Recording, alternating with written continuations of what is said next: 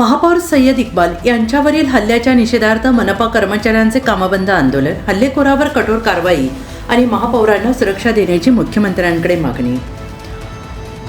परभणी, प्रतिनिधी रमेश मुलगीर.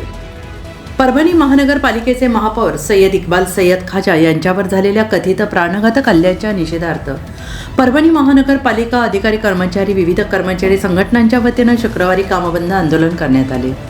हल्लेखोरावर कठोर कारवाई करून महापौरांना योग्य सुरक्षा व्यवस्था उपलब्ध करून द्यावी अशी मागणी मुख्यमंत्री देवेंद्र फडणवीस यांच्याकडे निवेदनाद्वारे करण्यात आली.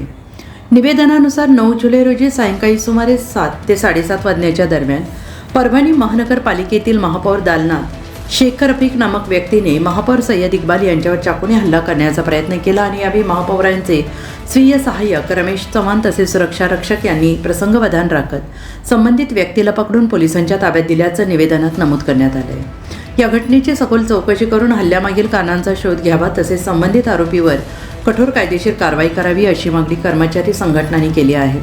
भविष्यात अशा घटना टाळण्यासाठी महापौरांच्या सुरक्षेत वाढ करून आवश्यक सुरक्षा उपाययोजना राबवाव्यात असंही निवेदनात म्हटलं आहे. या घटनेच्या निषेधार्थ परभणी महानगरपालिका म्युनिसिपल कर्मचारी कामगार सेना यांच्या वतीनं कामबंद आंदोलन करण्यात आले. या आंदोलनात म्युनिसिपल कर्मचारी कामगार सेनेचे जिल्हाध्यक्ष जालिंदर कांबळे, जिल्हा उपाध्यक्ष नजम खान, जिल्हा सरचिटणीस मनोज गेहलत, परभणी महानगरपालिका अधिकारी कर्मचारी संघटनेचे अध्यक्ष नासिर खान पठाण, सचिव विशाल उफाडे, स्वच्छता कामगार संघटनेच्या अध्यक्षा अनुसयाबाई जोगदंड, सचिव के भारसाकळे, अभिजित कुलकर्णी, महाराष्ट्र राज्य फेडरेशनचे उपाध्यक्ष खाजा मोईन खान, कोषाध्यक्ष प्रकाश गायकवाड यांच्यासह कर्मचारी संघटनांचे पदाधिकारी कर्मचारी सहभागी झाले होते.